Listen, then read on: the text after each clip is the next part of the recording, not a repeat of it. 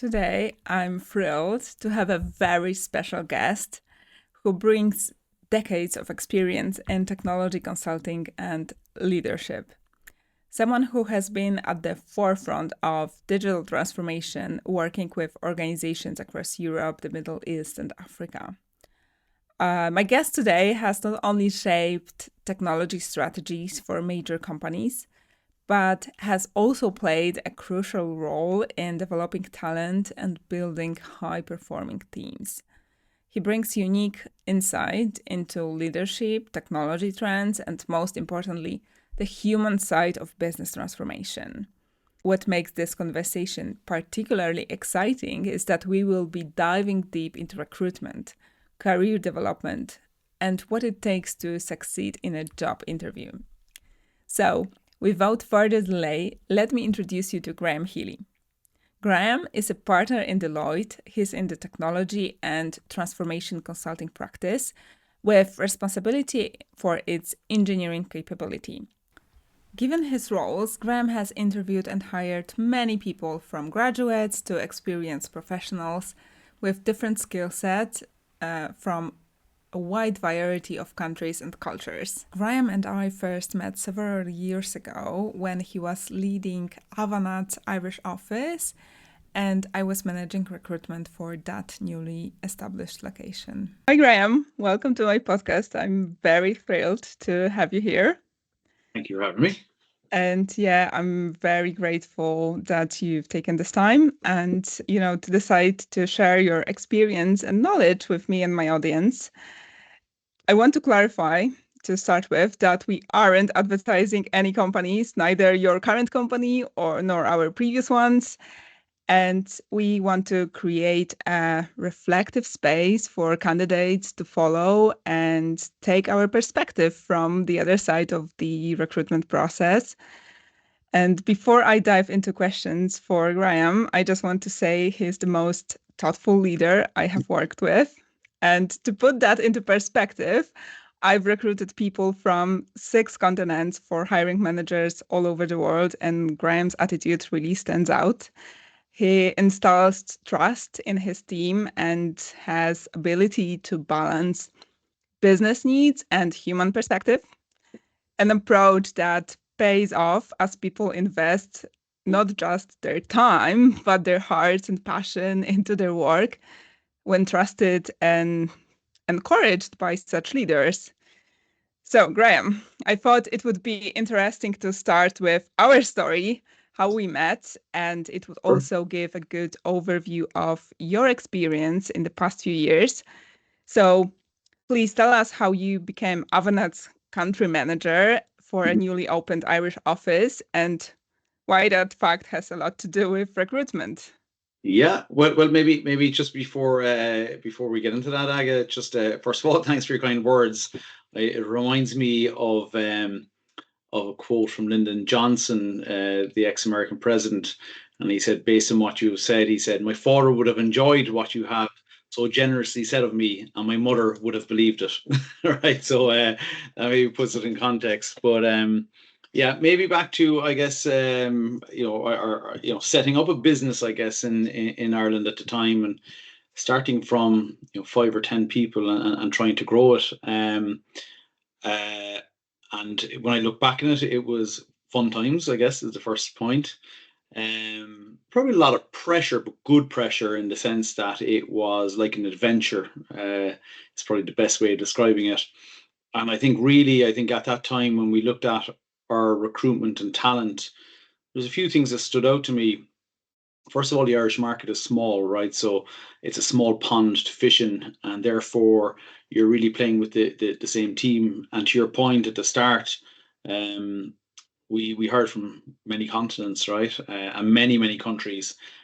So it was really important for us at the outset to expand our talent pool and our search for talent. And I think with that also required us to think very carefully about what that meant in terms of the company's culture, both in a kind of proactive and reactive way. So what I mean by that is, I think we were very talent oriented and people oriented, but we learned lessons along the way, not only in recruitment, but in terms of talent management, talent retention, talent development. Because people are from so many different places, cultures differ, and the organization needs to adapt to that. And that sometimes is a contortion, right? But you need to be very cognizant of that in social activities and how you bring people together. And then also how you marry all of those different history of cultures from these different countries into one organizational culture. And recruitment and talent acquisition is at the forefront, or it's the tip of the spear, if you like, in terms of, if you don't get that right, everything else that comes after it will fall apart. And definitely we had lessons learned, right? So we made a lot of really good hires, some amazing talent, but we made some that weren't so good, right? And you learn from them. But I think both of those, when you look at the trajectory of the business thereafter, they told their own stories. So the great talent went on and developed a great business. The talent that we probably hired, not necessarily because they were not very good, but they weren't right for our business. In some cases, they were wrong hires. And the amount of management attention and time that took to try and make it right, just diverted you from actually growing the business. So that's probably some of the things that I recall from those early days. I'm not too sure. Does that answer your question? Does that kind of cover off some of what you're looking for? Yeah, so maybe we should also tackle that it is a professional services company. Correct. And you are currently working in another professional service company. So we should maybe explain how that differs in Sure. terms of skill set that you would looking for in a candidate. Yeah, that's a really good point. And actually, so it's interesting because in each of the consulting or professional services companies I've worked for all intents and purposes, it's similar or the same services for the similar or same clients. But actually, the talent you look for, it can be quite different, right? So what fits in one organization may not fit in the other. It may or may not. So when I look back on in Avanade, I guess we hired a lot of really deep technical Microsoft skills because it was a Microsoft oriented business. And those people were passionate about Microsoft and the technology that underpins that, so much so that it wasn't only their job, it was their hobby and passion, and you could really see that come to the fore. When you look at other firms, whether it's Big Four like Deloitte or an Accenture or any of the big IT companies that do multiple technologies, you're looking for a mix of generalists and specialists. So you do want your deep expertise in whether it be an SAP or an Oracle or whatever these technologies are, or actually industry domain skills. But you also want some generalists who can adapt. They can adapt to different industries, different types of programs and projects and complexities, and also possibly have a little bit, especially in the consulting world, are very, very client oriented. So in other words, that comes first, and maybe the technology, I won't say is second, but the technology is what enables it. Whereas in some of the more tech oriented companies, the tech comes first, if you like. So that's probably some of the key differences. In all of them, I think there's a certain commonality. I won't say commonality in skills and trait, but you're looking for people, and there's a balance in this as well, who will fit to your organization's culture. But also, you don't want everybody to be exactly the same. So the culture needs to be broad enough to be able to handle different personalities, different points of view. It was one of the best pieces of advice I got when I took up that role of growing the business in Ireland. A very good friend of mine and entrepreneur Alan Coleman said, do not live in an echo chamber. In other words, you don't want to be faced with all the same people and all the people saying yes. You need that level of challenge and being willing to accept that challenge and maybe not taking it too emotionally, I guess. But in terms of the common traits, like, you are looking for the people who will adapt and expand, or if you like, or add to, in a positive way, your organizational culture. And then there's a few table stakes in terms of just the disciplines they bring, the skills they bring, the attitudes they bring, if you like. Happy to go into some of those as we go through the conversation as well. Yeah, so when we look from a candidate's perspective, what would you look for someone that is willing to take this client-facing roles? Yeah. What skill set and what typical questions would you ask to test that skill? Yeah. So there are some, let's say specific skills, especially in a professional services world. But before that, there's more behaviors or character traits, if you like. And I don't know whether I've gotten older or more experienced, some of my thinking on this has changed and evolved and has gone full circle. So I Okay. remember when I started off as, we'd say, a manager, and it was my first time interviewing, especially graduates. I was very kind of definitive in what I was looking for. And as I became a senior manager, director, partner, that changed, but some of it has come back full circle. So let me give you an example. I would have always said when I was younger that hard work is a real differentiator. And then after a while, I said, no, hard work is table stakes. If you're not a hard worker, don't even show up. But actually now I come back around, and especially post COVID, and I'm not saying people aren't working hard, they definitely work differently. But the willingness to work hard in a professional services environment is really important. And what I mean by that is we need flexibility, right? So, but people have the right now, and they work flexibly and etc. But you also have a responsibility to your client, and that's to deliver against a milestone, for example. So therefore, we want people who are going to do what it takes to get your client deliverable and the value delivered to your client, because that's how we get paid, right? So hard work for me has come around as being a bit of a differentiator, believe it or not, right? And that's not where I currently work, but that's just a more broad perspective, if you like. So like I think when I look at a good consultant, if you like, or somebody in the consulting or professional services space, the things we look for are do they have a logical or analytical mindset, so they kind of problem solving ability, as I said, the ability to willingness to work hard, right? In the technology world, it is at least, if not a technology experience and expertise, a curiosity around technology, a kind of a self-starter, or somebody who shows initiative. So somebody who's not waiting around to be told what to do. They get out, they look for tasks, they look for opportunities to learn, opportunities to grow. They're looking for a challenge. They want to stretch themselves, if you like. So I think these are all important. And then when I look at it, especially in a CV or an interview situation, it's all well and good having the top marks in every exam you've ever done. But we look for somebody who's a bit more rounded. Have they done extracurricular work? Do they have hobbies and passions outside of work? Because ultimately, in a professional services environment, you need to be able to communicate to your clients. You need to be able to build rapport and relationship with your clients. And in order to do that, you need to be a little bit more rounded. And so some very deep tech people are very tech, and we need those people. Don't get me wrong. But some of the more client-facing, consultative people, they probably need a little bit more of that. I would call it polish and ability, empathy, EQ, ability to build relationships as well. So there are some of the things you certainly look for. And maybe as an aside to that, my one piece of advice for people in a CV or an interview situation is, do not screen yourself out. So what I mean by that is, especially for females, they will look at the job spec and they'll say, I can only do 6 and 10 of those things, I'm not applying. Don't let that be your decision. Let that be the decision of the hiring manager or the person screening. And so be it. They may decide you're not right, but let them decide that, not you. So your CV is your sales document. So let that really come to the fore.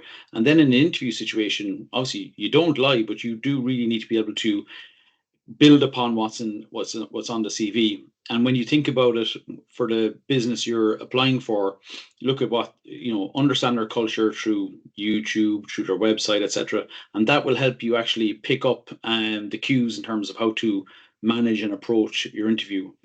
And then the final point of this, and I know I'm going on a bit, is always as well, I would say to any candidate, have some confidence. If you have put in an application or a CV and you have been accepted for interview, what that is saying is the business is saying you have what it takes on paper to work for us.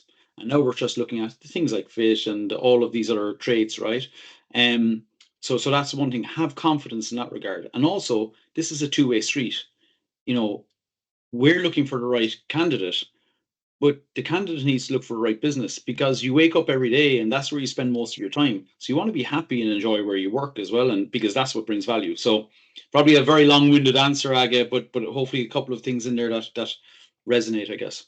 Yeah, so yeah, that's a very strong point. Like you are already selected for an interview. So you come in, and how candidates can show the right attitude, like how they can, sell themselves.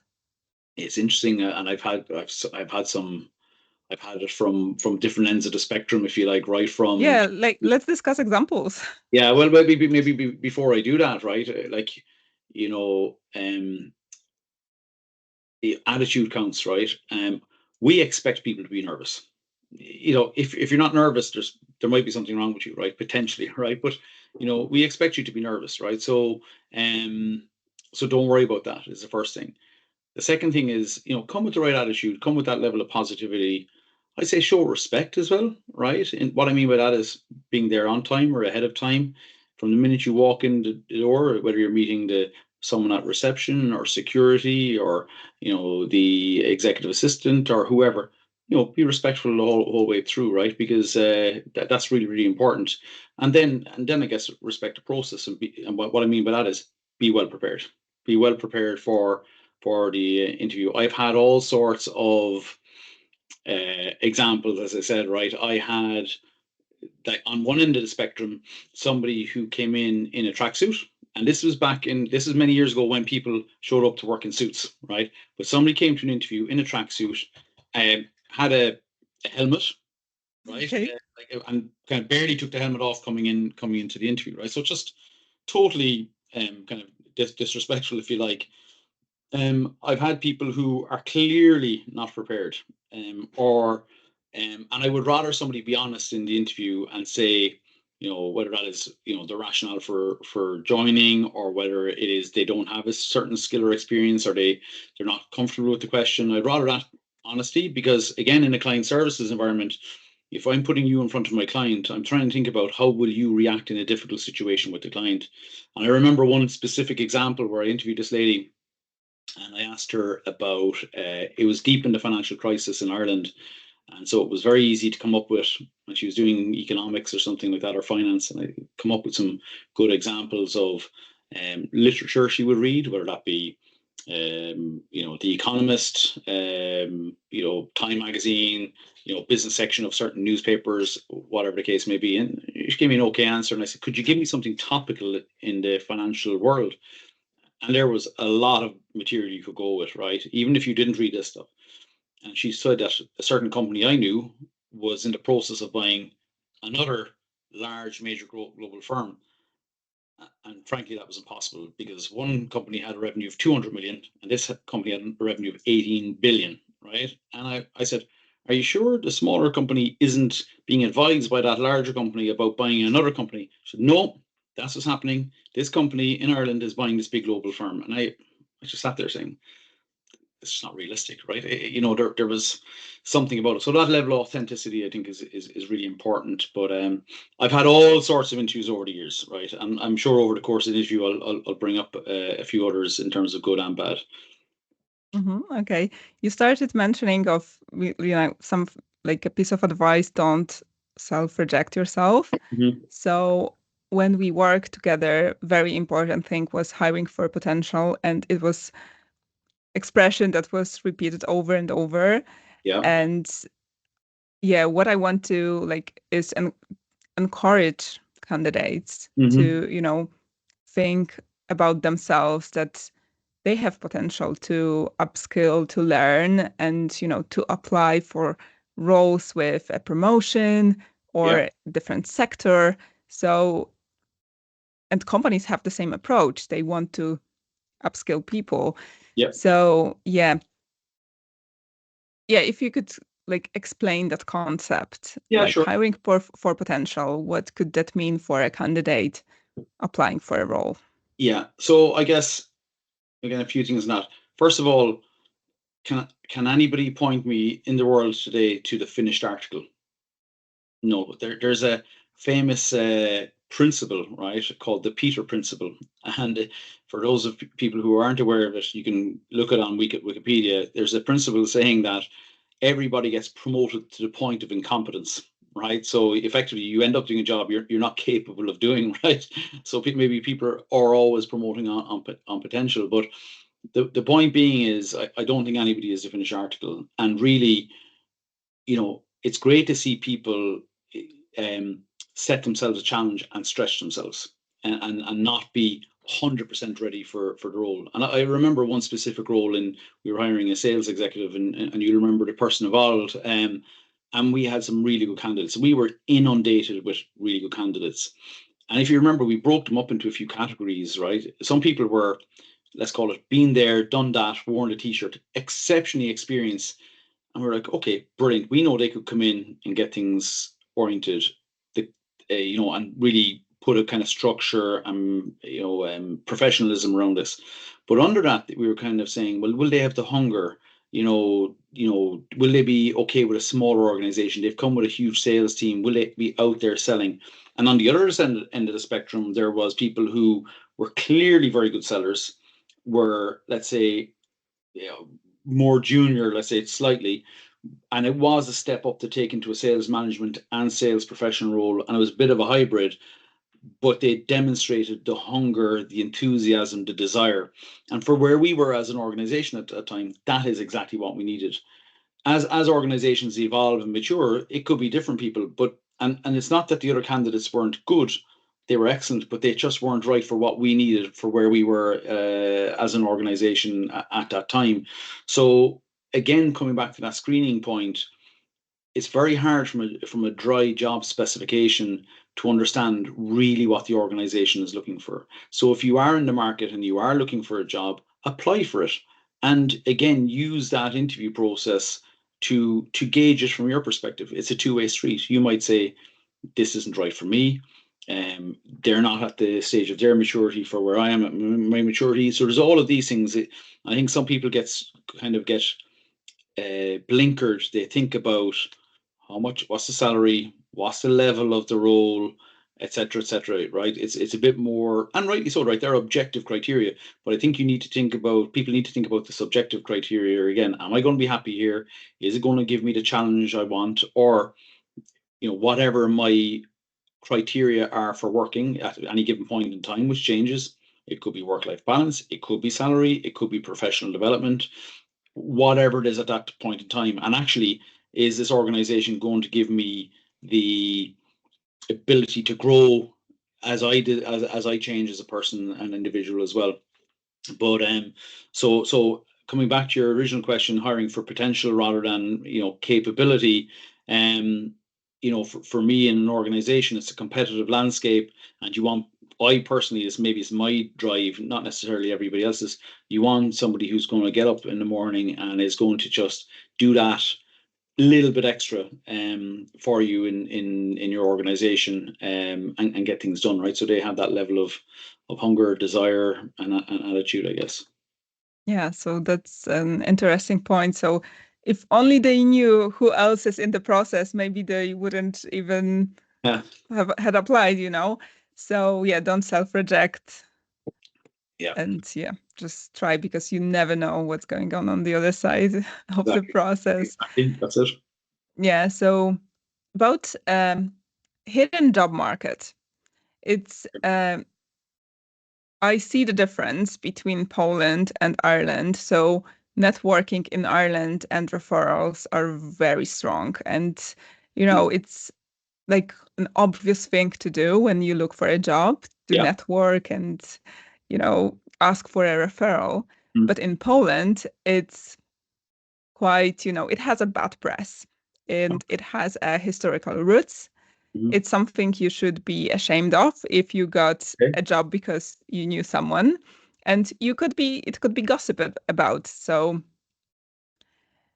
but I think people avoiding networking and avoiding getting jobs through referrals are losing this opportunity to get through the doors. And, it doesn't mean you are getting hired because you know somebody, but you are good at it, what you're doing, and you deserve to be hired, Yeah, right? agreed.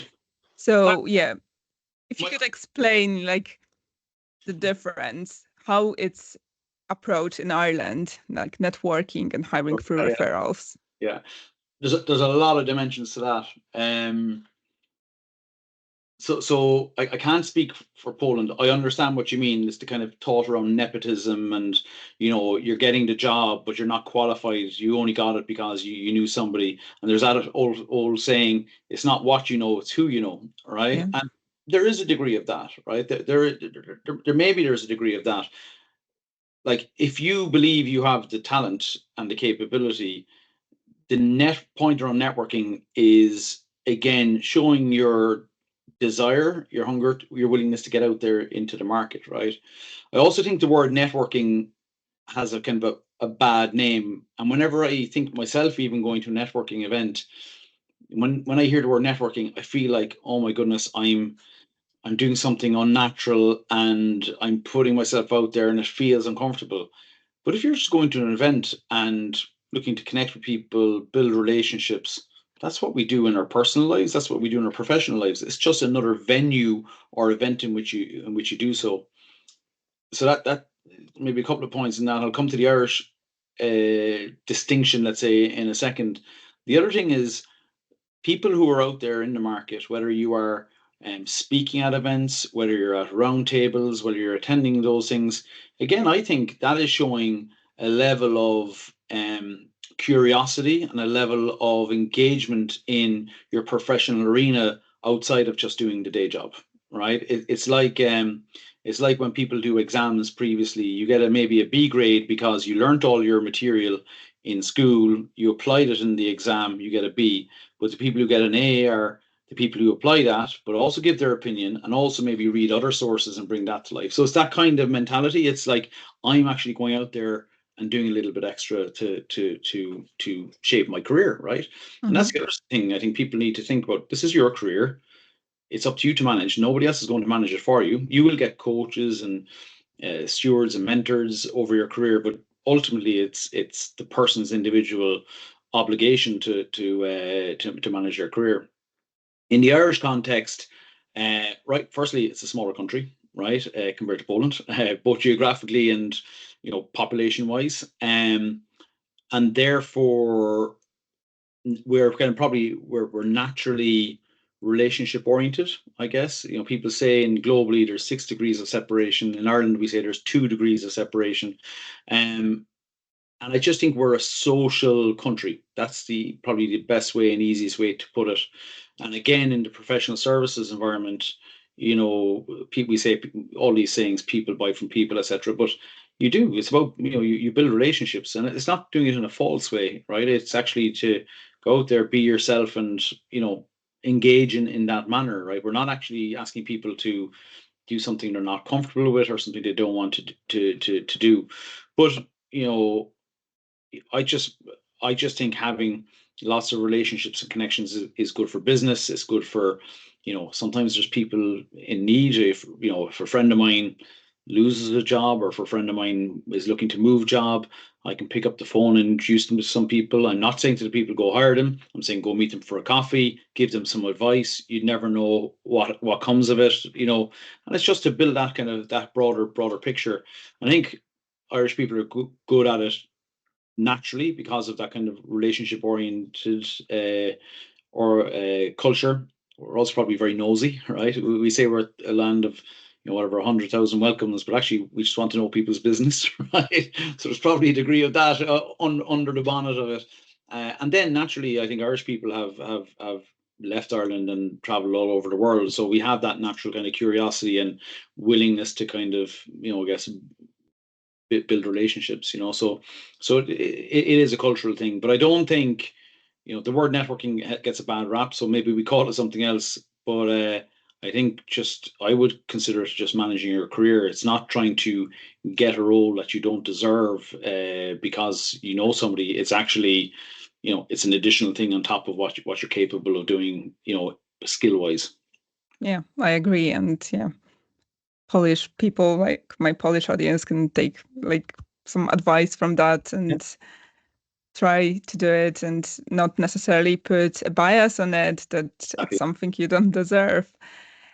And yeah, the other thing I wanted to discuss with you is around a job market, like generally in Europe, like the economy is picking up and the demand for white collar workers is increasing.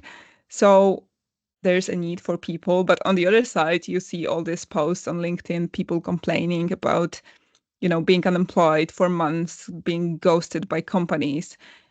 Is it some kind of like a correction? And I think it could go two ways. So either companies are behind and, they are still trying to hire the old ways, or the candidates are not up to speed with, the reskilling and.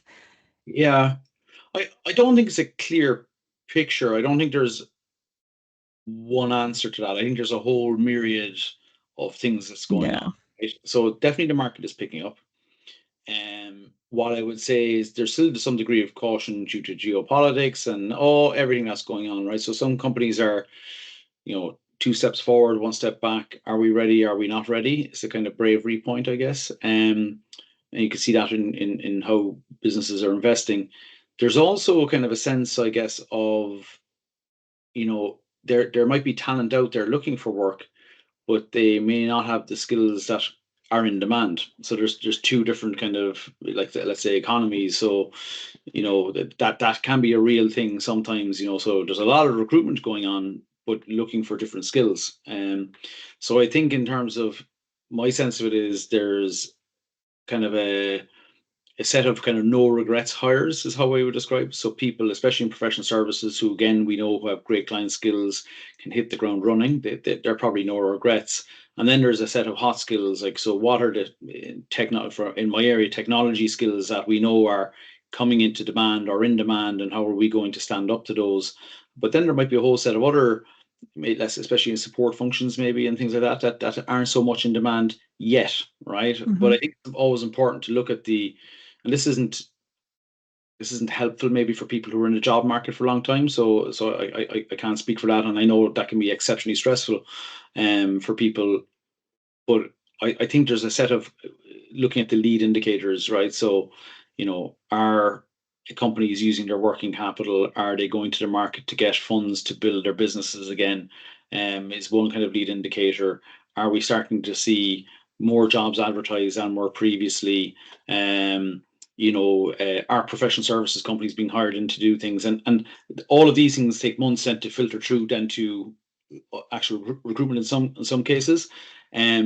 But it's but different industries, different countries, different skills, different demographics, they're all coming into play. So I think there's a whole concoction, if you like, of things that are in play there, which are saying the market is hot, the market's not hot, and it's everything in between. There's so many factors at play in that regard. But I think generally speaking, again, with the exception of geopolitics and everything that goes on with interest rates and the things that drive the economy, I guess, there definitely feels to be a kind of a pickup in sentiment is what I would say at the macro level. How long that would take to get down to the micro, and in what areas is probably open question, I guess. Yeah, and the landscape is changing faster than ever. And I'm even wondering if companies already know what type of skill sets would they require in a year's time, because with technology changing so fast, it's even hard to predict, right? But if you remember 10 years ago or even 20 years ago, and we say it every 5-10 years, there's jobs going to be here in 10 years' time that don't exist today. Like, the thought of data scientists, data engineers many years ago, cloud architect, cloud engineer, DevOps engineer in the tech world.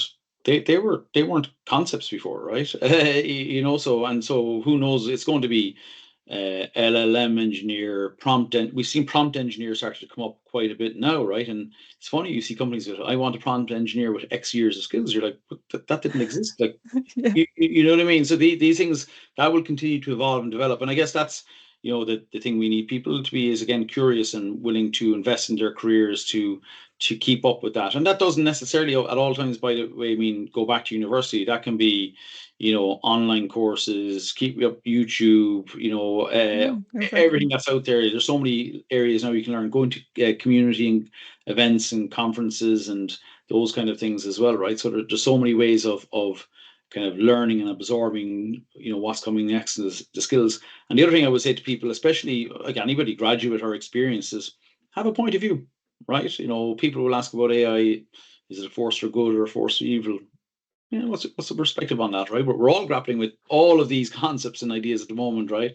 So I think it's good to have an informed point of view, so something where based on your reading and your intelligence and your research, if you like, right? So that's just one example of an area for people, especially in the technology industry, to build some skill and knowledge in, I would say, Yeah, another great advice. Thank you. And yeah, changing the subject, you have hired people from all over the world, and a lot of times candidates hesitate because they don't speak perfect English. Correct. And I wanted to show your view on that. If somebody comes to an interview and, express themselves, but has some problems expressing it and, makes mistakes.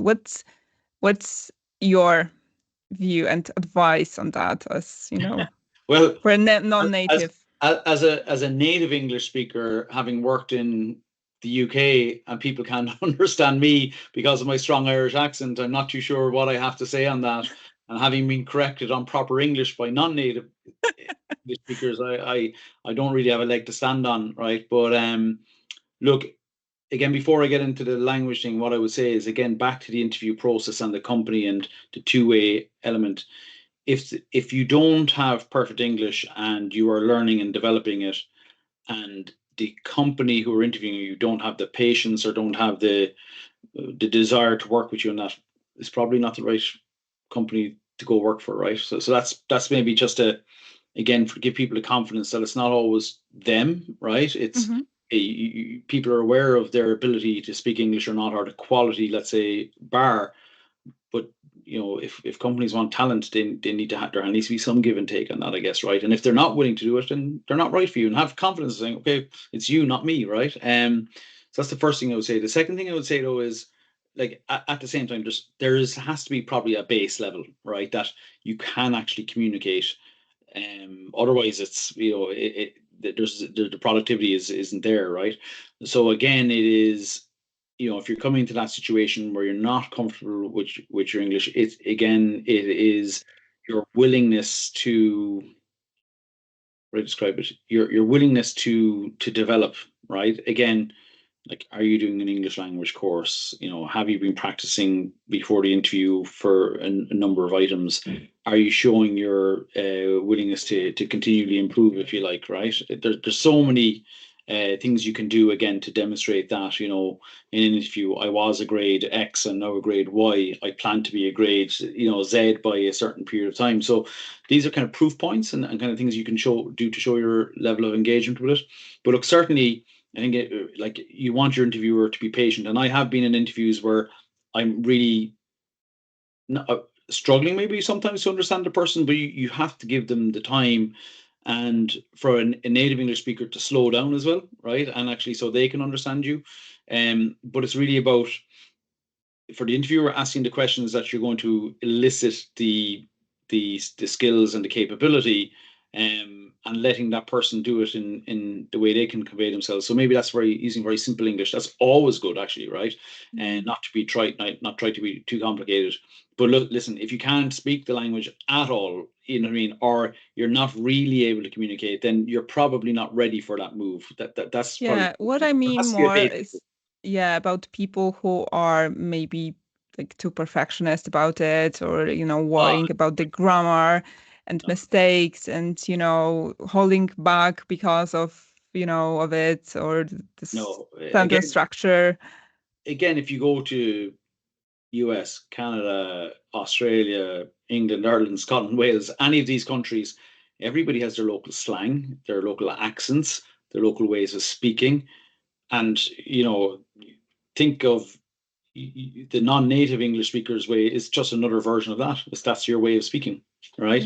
If you can convey the message, while it may not be perfect English or the perfect language, if you can convey your message, that's good enough. And I think then if you're working in that English speaking environment, you're going to develop that over time, right? Certainly, but that's important as well, that you have that willingness to do that, right? That's key. Okay, thank you. And yeah, let's go back to the examples of, an interview. I really want people to, take from it like what they can implement in an interview. So, for example, do you prefer any particular method of answering questions? And again, as I said, I've had good, bad, and ugly interviews. I've had people using lots of bad language, right? Mainly out of nervousness. I personally will leave. Interesting. If somebody uses it once or twice, I'm okay.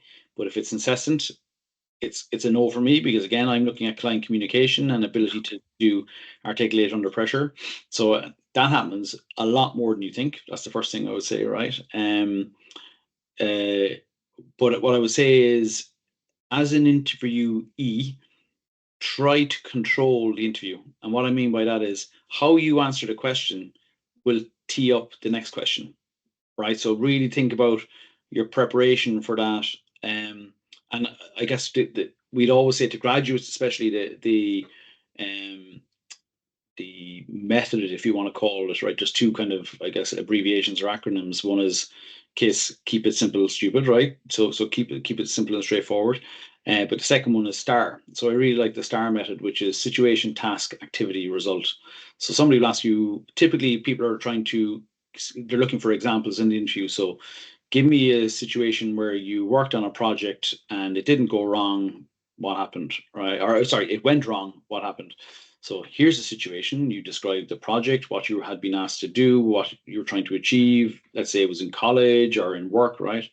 The task. Okay, so within that situation and environment, what were you specifically asked to do?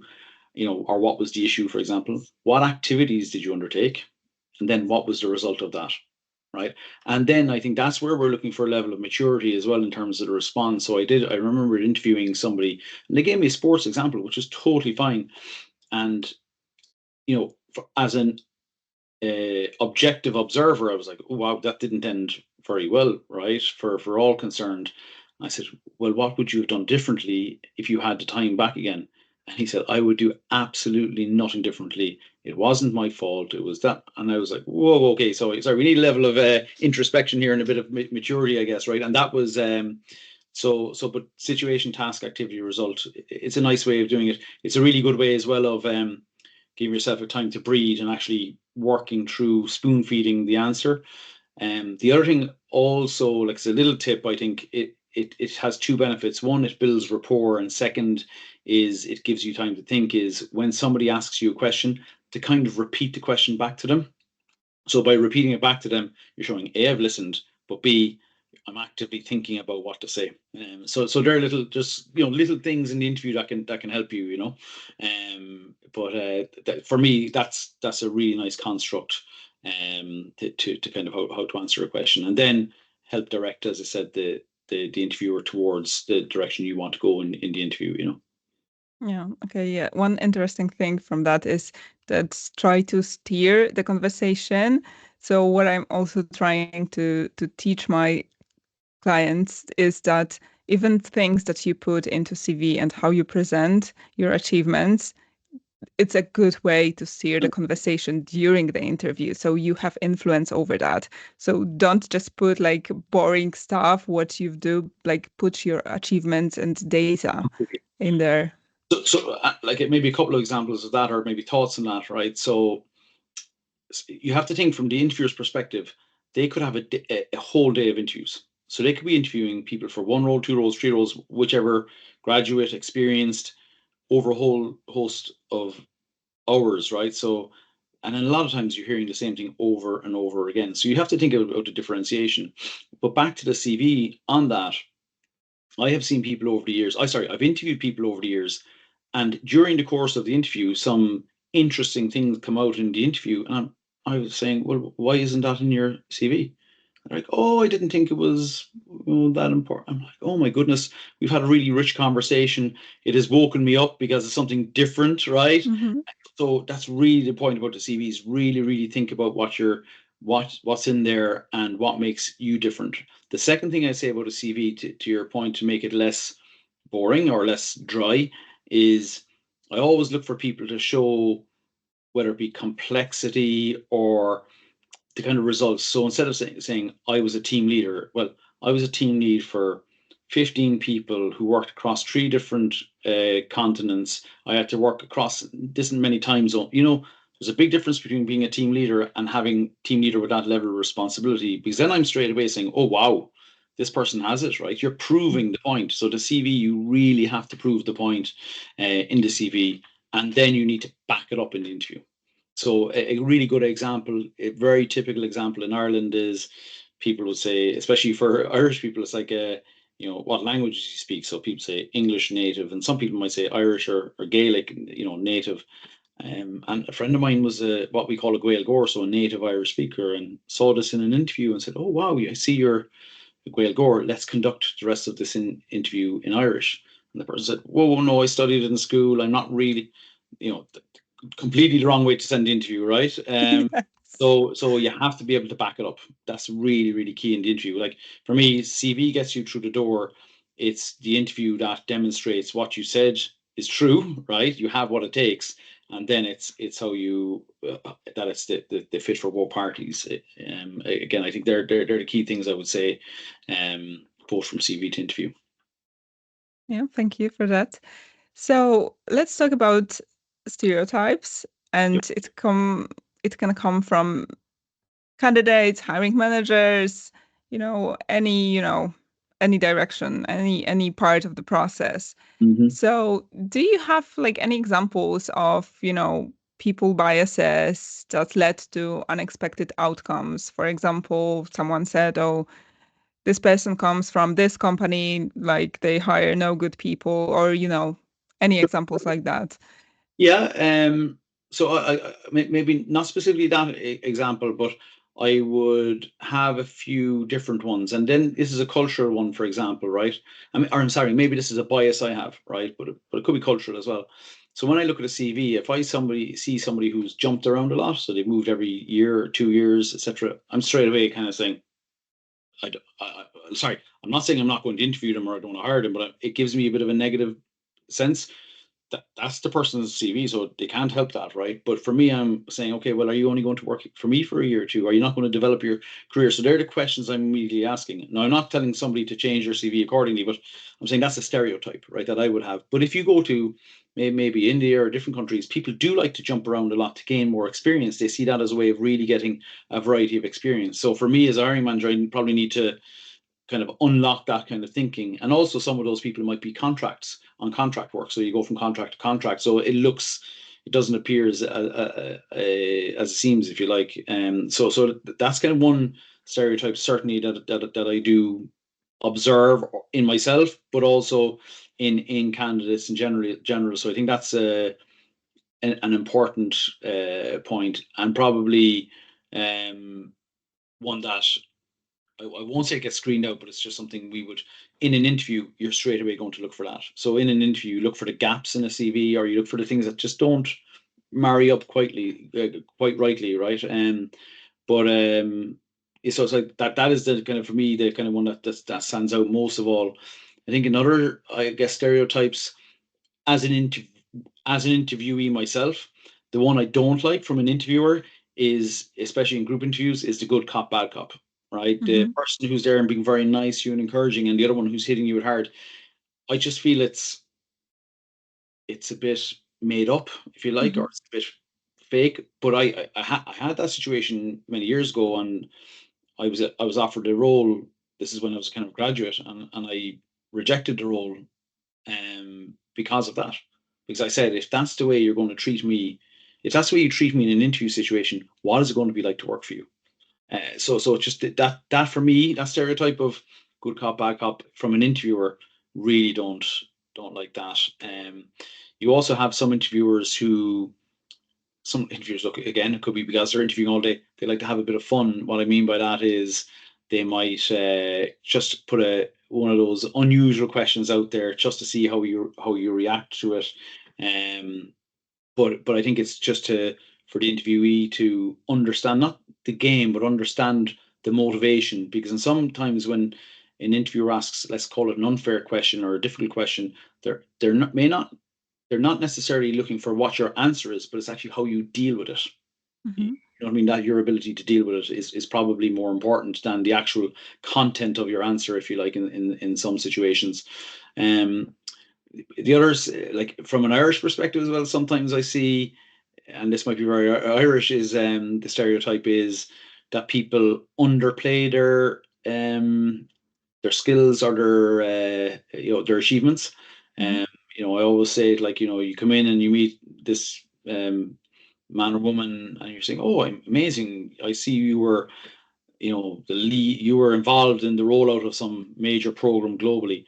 Oh, well, yeah, it was only this, and this is my role, and it was a team effort. I'm like, but what was your role? Oh, I led the program. You're like, oh my goodness, like, you know what I mean? So it's getting that balance right between the competence, arrogance, and kind of the humility. But it's actually, this is what I did, right? Mm-hmm. We want to know, and sorry, that's another technique in questioning. We're always thinking about when we probe people is they said, well, we did this and we did that, and well, no, but what did you do? So it's Mm-hmm. always good to kind of talk about the we in the context of team, but you need to the interview isn't about the rest of the team. The interview is about you. So moving from we to I is quite an important distinct thing to distinguish, I think, Mm-hmm. in interviews as well. Yeah, very important. Stereotypically Irish, by the way, to say we all the time, right? Okay. And then you mentioned something that's also led me to this question is that candidates very often forget that this is a two-way process. They are also choosing their next employer, Yeah. and they should also prop with their questions. 100%. So does it happen a lot that people forget about it when you interview them? So I can't speak for others, but I'll give you a few observations if that's okay in that situation. So maybe first back to the two-way street, and this can be difficult for people who are in the job market for a while, but don't necessarily jump at the first job offer if you can, right? Because again, back to the CV, I've seen people over the years who've taken a job offer, they go there, they don't like it, they don't last long, they go to somewhere else, and because they're a little bit panicky or for whatever reason, they take on another role, and maybe they don't like that, and all of a sudden they're doing that jump, and you're like, then you're kind of going, well, is it the candidate or is it the companies? And it could be just life decisions, right? So it's just that's the reason I think it's very important for people to think about the role they're applying for, the company they're applying for, and that because it's a commitment decision you're making. So that's the first thing I would say, right? And that comes back to the two-way street as well. That kind of confidence. To the point on questions, I personally think it's important to have questions prepared. Um, Typically you're going to be asked something, right? And I know the interview can be nerve-wracking, and therefore you may not be kind of in the mode of thinking about the interview and what they're saying during the course of the interview to be able to adapt or to ask a question in the context of the interview. But you can have some pre-prepared questions. It can be everything from, I read on the job spec, it says this, or your company does Y. Can you tell me a little bit about the package? How do you, maybe there's something you're passionate about and you see they have something on their website, look to elicit information on that and how that would work for you. So there's plenty of like Google top 10 questions you can ask in an interview, right? But like one we always expect we get, and it's a bit, generic, but it's okay, right? Is so why do you work here? What you enjoy about the place, what you find difficult. Give me your personal perspective on it, right? To the interviewer, right? So it's those kind of things. It can be as simple as, you've answered everything I have. What are the next steps? Can you expect me to process that? What comes next, right? It's just whatever those kind of things are. So definitely have some prepared, especially if you're coming into an interview and you actually don't know. That's the time to find out, right? But it is somewhere where people do leave themselves down because they're so concentrated on how I'm going to answer the questions, how I'm going to prepare for the interview. They don't think for the flip. They don't think of the flip side. So I think it's a really fundamentally important part of the preparation for the interview. Yeah. So yeah, that could be really damaging if someone asks you, "Do you have any questions for me?" as an interviewer, and they like going blank because they haven't prepared anything. Yeah, Maybe that's they don't, right? Quite honestly, some people don't. And you're like, okay, fine. But I think you would expect, like, it's a big decision for you, for the interviewee. It's a big decision for the business that's going to hire you. You'd expect that there would be something that you want to learn, whether it be, again, culture, organization, work processes, ways of working, these kind of things. It could be something about the spec itself, it could be reporting lines, all of these kind of things. I think it's important. okay. Thank you for that.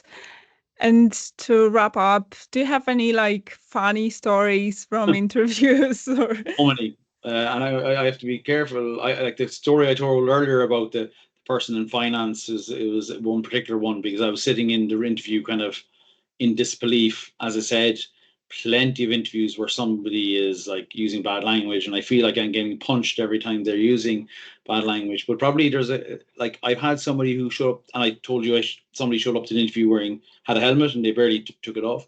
There's probably two or three that stand out, right? One was I was actually in Belgium interviewing for a European role, and I was still quite junior, and I was with a more senior person, and the person who came was technically super, and they came very well groomed, and they're very polite, and we were in the would you like tea or coffee, etc. At the time, it was quite unusual. Somebody would say, "Could I open my laptop for the interview just so I can refer to my CV?" Like, no problem, right? It wasn't a normal thing, but we were saying, "Yeah, it's no problem at all." And he said, "Oh, but I don't have much battery left in my laptop." And we said, "Okay, well, okay, you're in a kind of a boardroom table, so at the time there was no sockets nearby." He said, "Okay, but the only thing how are we going to plug you in?" And he said, "Oh, it's okay. I can do that." And out of his bag, he pulled nearly an industrial extension lead, and he started rolling it out. Right, I was. It was one of those moments, like you're in school and you're not supposed to laugh when you're in school. It was like that moment. I said, "I'm getting coffee out." I had to go out of there because the interview would be a car crash otherwise. So that was one example. Second is I came out of an interview, graduate interviews all day, and came out to a guy and he was very well dressed and he was holding his nose like this. "Are you okay?" He had a nosebleed. And he was like, "Yeah." I said, "Oh, hang on." I said, "Oh, you need to get yourself cleaned up and take." "No, no, I'm fine. I'll keep." And he wanted to come into the interview. I was like, "No." So I was able to reverse the order of some people and said, "Go clean yourself up." Then he came in and the poor guy had blood everywhere and he was clearly very nervous as a result. But unfortunately, wasn't a candidate. But like you get some exceptional situations like that, and then like again, you want honesty and you want the person to show their true self, but you want them to be professional. And I remember one interview in particular, and I can't go into the ins and outs of it, but I asked the guy he was doing okay in the interview. It was fine, and I was really looking for an opportunity for him to kind of give me something different, something new, something differentiated. And I said to him, "Oh, well, you worked for the summer in, a holiday destination and you worked in a bar." And I said, "What was the hardest part?" He said, "Oh, long hours. I had to open up the bar in the morning, clean the place up. And by the end of the night, I had to clean that up. So it was really tough." And I said, "And what was the best part about the job?" And he said something about the social element of it, let's say. And I was like, you can't say that, right? Like it's like you're in a profession. It was just out there. I was like, oh my goodness, how do I deal with that? Especially here, I had no.